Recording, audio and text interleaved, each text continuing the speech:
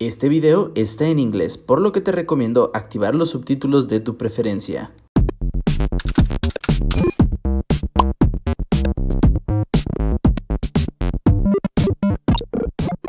Bienvenidos Wisers a este nuevo episodio más de HackWise. El día de hoy estoy muy contento aquí porque me encuentro con Darren y con Shannon de Hak5. Pero para seguir tendré que cambiar a inglés por obvias razones. Thank you for being here. I'm so glad to having you on my channel. Oh, absolutely. Thanks for having us on. It's really a pleasure. Nice to meet you. All right, guys. So we're gonna do just a couple things. I'm gonna be asking you 7 questions, and right after then, we're gonna do like a small dynamic, that you are gonna see. We're gonna play a game a little bit later. It's kind of game. You will see. All right. So first of all, I want to know how would you guys describe a hacker? Well, personally, I think a hacker is somebody that is not the Hollywood industry norm. You always think of a hacker as being somebody who's wearing a black hoodie, sitting at their computer in the middle of a basement in darkness. Like that, Just right? like that, yeah, like that. But to me, it's somebody, it doesn't matter what you look like or what you wear or how you paint your nails or what hair color you have. It's somebody who's just interested in learning how things work. And it doesn't even have to be technology. It could be anything in the world. Are you a cooking hacker? Are you a car hacker? Are you an IoT hacker? It doesn't matter. You just want to learn how things work. So you take them apart and you put them back together, and maybe you put them back together so that they do something brand new that nobody has ever thought of. You're creative with that ability. Interesting. Shannon, I think you hit the nail on the head when it comes to like curiosity. Yeah. You know, it's like the autodidact is the person who just has a thirst for knowledge and just can't stop teaching themselves. Yeah. If there's one skill that you can learn as a hacker that will help you throughout your entire career, it's learning how to learn. Yes. And no one can make you a hacker but yourself. You know, so there's a lot of great educational outlets such as ourselves and many schools and things of that Such as nature. HackWise. But really, also. like being a hacker is like a mindset. It's a way of thinking, an approach that you take to things. And I like to sum it up as saying basically it's breaking down any complex system and finding a way to have maybe something you want that's novel that nobody thought about within the confines of whatever that system may be, whether it's air traffic control or the internet. Awesome. Such a great answer. Yeah. Perfect. All right. The second question is, how did you get started on hacking? Maybe you could tell us a little story about it. I think Darren should start. Okay. Go ahead, Darren. I just got, I was in that generation where I grew up and I watched the movie War Games. And it was like, I saw David Lightman, you know, like making a free phone call from a payphone, and I'm like, how do you do that? Yeah. And so this was back in the bulletin board system days, so I started, I would say Googling, but I started asking around to the sysops, and suddenly you get like access to private boards, and next thing you know, you're downloading text files, you know, which was the way to disseminate knowledge before YouTube, and I just could not stop learning. And I remember one night being like, I'm gonna go make a beige box, and I couldn't remember what the plans were, but I remember that I had read about it. I just couldn't sleep until I make this. I'm like, you know, insomnia. And so I take my handset and I cut it, and I don't have alligator clips, but I put paper clips, one on the red wire and one on the yellow wire, and I go and clip it up to the thing, and nothing happens, and I'm like, why didn't it work? And I go back and read the thing again, and as it turns out, it was like the red wire and the green wire that I was supposed to use, or the red and the black, I forget.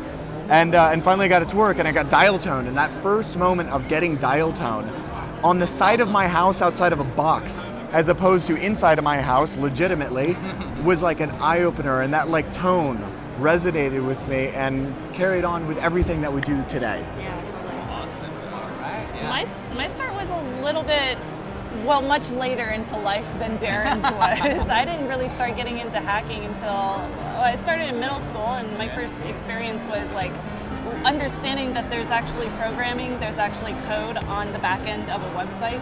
So I learned about like viewing source and copying and pasting HTML, which is so stupid, but No, not really. But it was cool because I was a kid and I didn't know what I was doing, and I felt like such a cool kid being able to figure this out. And then when I started on Hak5, my first like real introduction into learning how to hack something myself was when I got to hack my Nintendo Wii.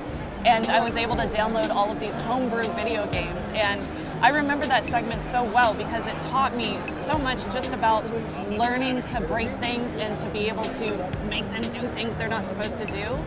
it That's put the me spirit down. of a hacker. It put me down through this curve, this learning curve of trying to understand how everything works on the back end. So now I have all sorts of consoles at home that I want to hack, and now I have all sorts of computers that I want to figure out how they work. I will open up the back of a computer that says it cannot be upgraded just to see if I can like solder on new RAM. It's fun. Awesome, great, and I think that's the spirit of a hacker. Both of your stories are awesome, guys. Okay, and the third one is, and this is kind of difficult one. Who is your favorite hacker or someone who you admire on the world of hacking? Darren. Who wants to start? Darren, okay. That's my inspiration. Oh, really? Yeah. Oh, I thought you were telling me to go first. No, All right, then you're my favorite hacker. you're my inspiration. I mean, That was an easy one. Interestingly, ever since I first got started, like you've always really pushed me to succeed, and you've always pushed me to learn more. And anytime I had a question, you were always there to help me along the way and help me figure that out. And I mean, eventually I started understanding all this stuff on my own, so I didn't have to ask you as many questions. But you really like told me like, yes, you can do it. So you were kind of a cheerleader for me. And now watching how much you have done with programming the different devices that we saw on Hak5, and seeing how you've gone off and done TV shows about hacking and all the amazing things that you've done are really inspirational to me. that's so cool to hear. If you asked me 10 years ago, I might have like rattled off like Mike Osmond, Dark Tangent, or Jason Street, awesome. or Johnny Long, or there's so many rock stars in this industry. But now I would say that my answer is like, is he around here? A Glitch, as a Glitch perfect is example. so cool. And I would say that what's interesting about that Yeah. answer is it's our peers. It's really a flat model. It's not like, there's the ones that I look up to are on all the same level. I actually look up to somebody who looks up to me, and that's the beautiful thing about this community is that we're all like kind of on the same level, helping each other out, all being cross-inspired by each other. There was just recently a wireless demonstration where both Singe and Seb, so SensePost and Hak5, basically did very much the same research into the same kind of wireless attacks, but completely unbeknownst to each other. So it's really interesting the way that there's like, there's those creative juices flowing, and this is a community where we're all embracing each other. So it's really great. I wouldn't say that there's like a hierarchy at all, and that's one of the things that I really love about this community. And I think that's a fantastic answer. What was the thing that drove you to start doing Hak5? You started the company, so You wanted to share, you wanted to build your own gadgets, I don't know. The gadgets are a totally different story. I would say that the very origin of it was I was dealing with some grief. I was dealing with some really human elements of life, and I could have easily just turned it into, I just could have turned to a bottle easily and gone down a dark path. But instead I realized that there was a community that had accepted me when I was an awkward teenager, and I joined IRC. And the people there in the hacking community in the mid-90s were so welcoming that when later in like the mid-2000s, when I was in a dark place and needed an outlet, I turned back to the hacking community, which was supportive. And when I remembered the best times in life growing up as a teenager, it was writing e-zines and contributing to the text files and the hacker community that way. So I looked, well, what's the landscape today? And YouTube had just started. So I was like, I'm gonna make the same thing I'd done in text file form, but for a video generation. And it was a way for me to process grief and give me a creative outlet. And what I found in return was more support than I could have ever imagined, that has not just supported me, but supported countless other people, and then inspired so many more the way that I was inspired as a kid. So I'm just grateful to be able to cheerlead hacking. I don't know. I was scared to start on Hak5. I remember you were. Yeah, I was You were super like, scared. are you sure? We were like, coerced you in with like a game review. You started as a fan? They coerced me into it. No, Well, we were fans of the same podcast up in Toronto. okay. Yeah. That's how we met, because we're both like fans of this old school podcast, Yeah. before podcasting was even podcasting, called Pure Ownage, Yeah. with like About Uber video Micro. games. Yeah. Interesting. Okay. So we ended up having mutual friends, and I was invited to move out to Virginia by the Hak5 guys, by Darren and his coworkers. And when I moved out there, I was very scared about starting on the show. So at first when I started, I was just doing camera work behind the scenes, but it looked really interesting what they were doing on stage and the different segments that they were talking about, and it looked really exciting.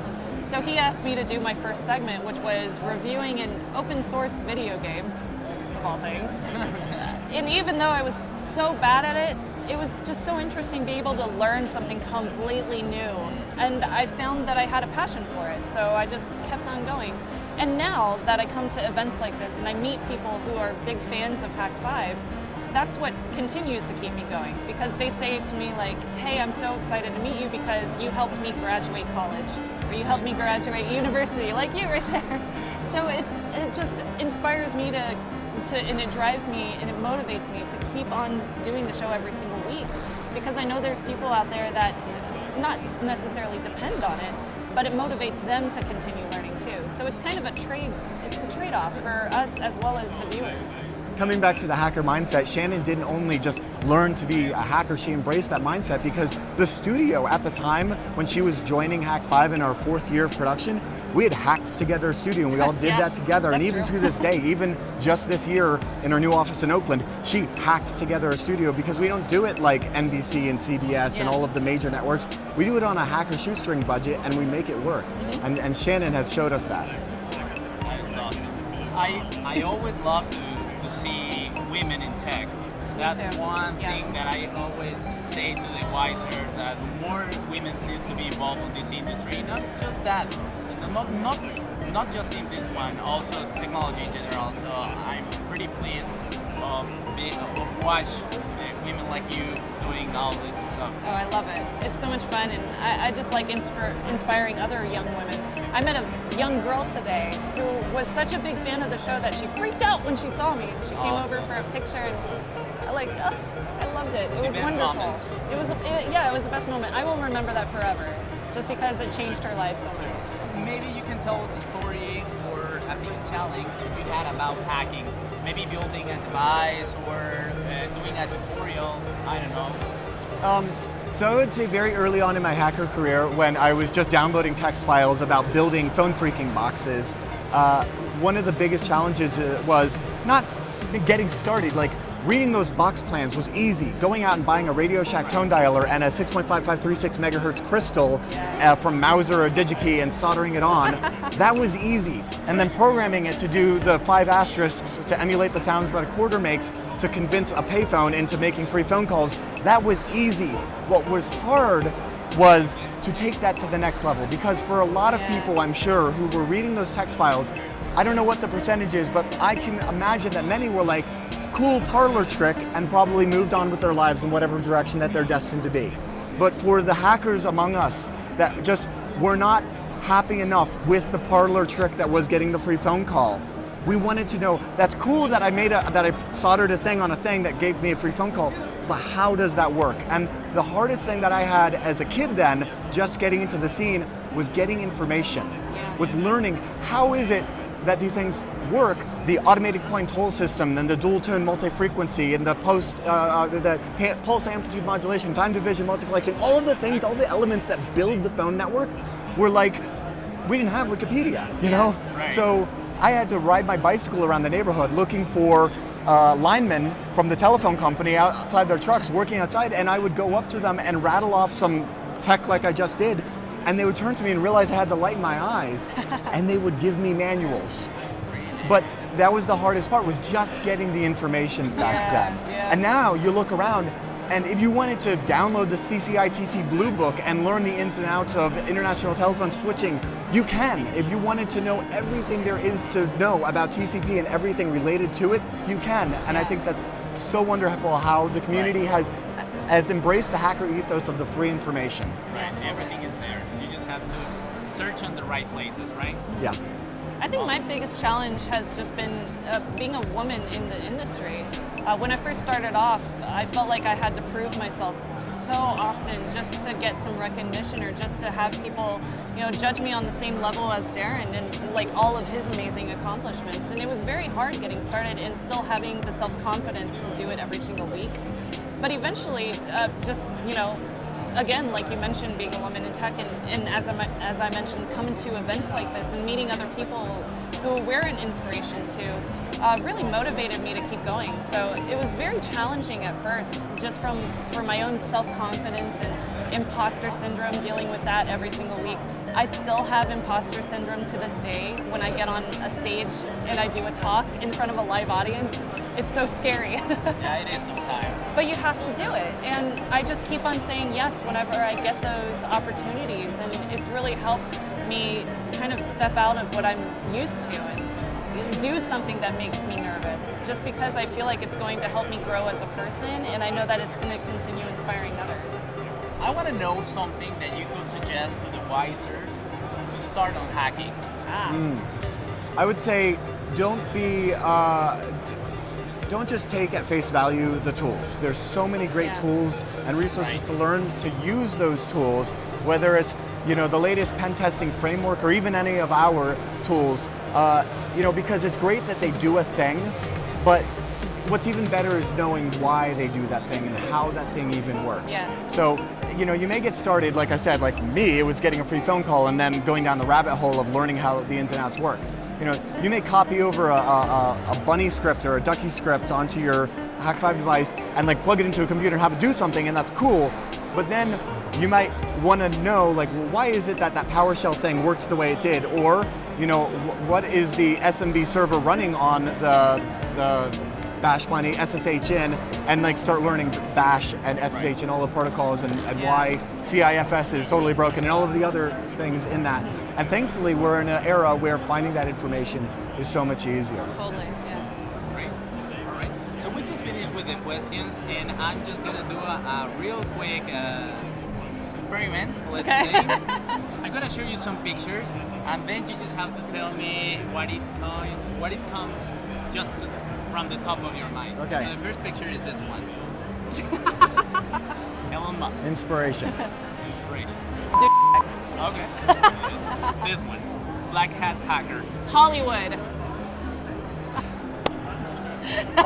Uphill battle. Uphill battle, Okay. yes. Of course you know this guy. Kevin Minnick. Icon. Say, Icon. Okay. yeah, icon. Totally.